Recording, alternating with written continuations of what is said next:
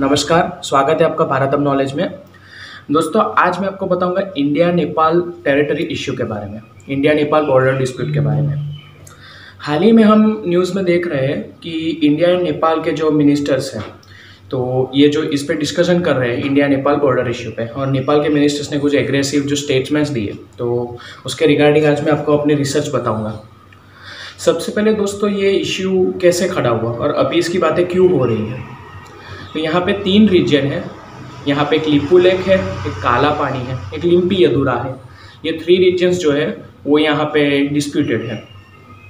ये 3 रीजन्स जो है वो इंडिया नेपाल बॉर्डर पे हैं। अकॉर्डिंग टू इंडिया अगर हम देखा जाए तो उत्तराखंड स्टेट के पिथौरागढ़ जिले में ये आते हैं। नेपाल का ये दावा है कि उनके सुदूर पश्चिम प्रोविंस के दार्चुला डिस्ट्रिक्ट में ये आते हैं। तो ये सबसे पहला दावा था। और जैसे कि मैं आपको बता दूं दोस्तों कि 2019 नवंबर 2019 में GOI ने एक मैप रिलीज़ किया था। तो इस मैप के अंदर ये जो रीजन है वो इंडियन टेरिटरी बताया गया था। तो इससे नेपालीज गवर्नमेंट जो है वो नाखुश हुई और उन्होंने भी अभी एक मैप रिलीज़ किया है रिसेंटली, जिसमें ये जो रीजन है वो उन्होंने अपनी टेरिटरी बताया है। तो इससे इंडिया ने उनके अगेंस्ट जो विरोध जताया है। तो दोनों तरीके से दोनों गवर्नमेंट जो है इस रीजन को जो है अपनी टेरिटरी बता रहे हैं। तो दोस्तों, इसमें इसका ओरिजिन कहाँ से है कि यहाँ पे ये डिस्प्यूटेड लैंड जो है वो पहले किसको बिलोंग करता था और आप बाउंड्री को कैसे डिफाइन करेंगे। तो सबसे पहले दोस्तों, नेपाल की जो बाउंड्री है वो कैसे डिफाइन की गई है वो मैं आपको बताऊँगा। नेपाल की बाउंड्री ब्रिटिश टाइम से ऐसे डिफाइन की गई है कि जो उनका जो वेस्टर्न पोर्शन है, यहाँ पे जो वेस्टर्न उनकी जो साइड है, बॉर्डर है, उसको वो डिफाइन करते हैं महाकाली रिवर से, और जो ईस्टर्न बाउंड्री है वो मेची रिवर से। तो महाकाली एंड मेची ऐसे जो है नेपाल की बाउंड्रीज दोनों साइड कंट्री की डिसाइड की गई है। अभी यहाँ पे इश्यू इसलिए आ रहा है कि महाकाली जो रिवर है उसके आपको यहाँ पे 2 ओरिजिन दिख रहे हैं। एक थीन ओरिजिन जा रहा है साइड में से, और एक जो है वो वहाँ पे एक दूसरा फ्लो भी दिख रहा है मैप में आप देखें तो इस तरीके से वहाँ पे 2 फ्लोज की वजह से यहाँ कन्फ्यूजन हो रही है बॉर्डर की, और ये टेरिटोरियल डिस्प्यूट चल रहा है। अभी दोस्तों कुछ बातें इसमें ऐसी भी आ रही है कि नेपाल जो है वो किसी के इंस्टिगेशन पे ये कर रहा है। तो इस पे मैंने कुछ रिसर्च किया है, और मेरा रिसर्च ये कहता है, ये मेरी निजी राय है, मेरा रिसर्च ये कहता है कि ऐसा ज़रूरी नहीं है दोस्तों कि इसमें कोई किसी का इंस्टिगेशन हो। ऐसा ज़रूरी नहीं है कि किसी का इंस्टिगेशन हो, क्योंकि अभी कुछ ऐसा दावा किया जाता है कि नेपाल में कम्युनिस्ट पार्टी की गवर्नमेंट है और चाइना एक कम्युनिस्ट कंट्री है। तो हो सकता है कि कम्युनिस्ट के बीच में जो विचारधारा एक है, तो चाइना का इंस्टिगेशन हो सकता है। लेकिन फ्रेंड्स, मैं बता देना चाहता हूँ कि जी हाँ, नेपाल में कम्युनिस्ट गवर्नमेंट ज़रूर है, लेकिन नेपाल की जो अपोजिशन पार्टी है, जो नेपाली कांग्रेस है, वो भी इस मुद्दे पे गवर्नमेंट के साथ है, गवर्नमेंट के साथ ही स्टैंड कर रहे हैं। तो ऐसा कम्युनिस्ट वाला कोई लॉजिक तो है नहीं फ्रेंड्स।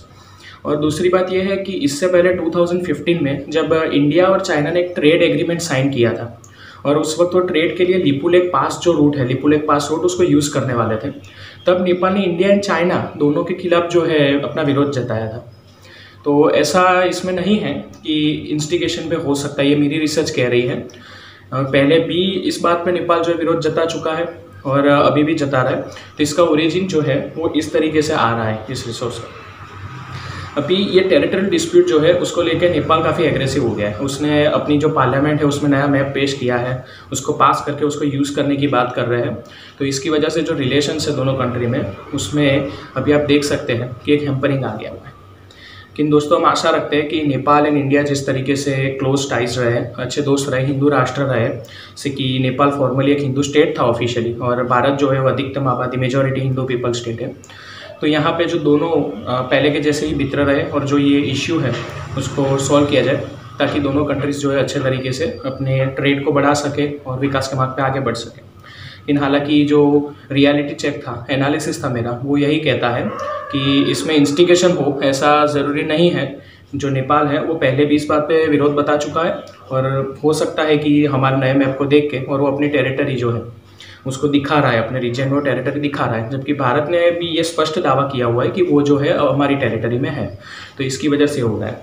लेकिन दूसरा एक सोर्स मेरे ध्यान में आया है कि हाल ही में जो एक नया रोड जो है मानसरोवर, कैलाश मानसरोवर तक इनॉग्रेट किया है GOI ने। तो वो रोड जो भी है वो एकदम नेपाल की बॉर्डर के साथ साथ से चलता हुआ जा रहा है। तो वो भी एक इश्यू है कि नेपाल ने कहा था कि हमको पूछना चाहिए था, हमको साथ में बिठाना चाहिए था, और हमारे साथ एक एग्रीमेंट या कुछ करके और फिर आपको ये रोड बनाना चाहिए था।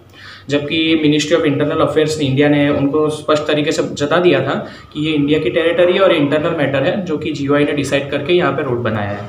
तो इससे भी शायद नेपाल नाखुश है और नेपाल ने इसी वजह से विरोध जताया हुआ है।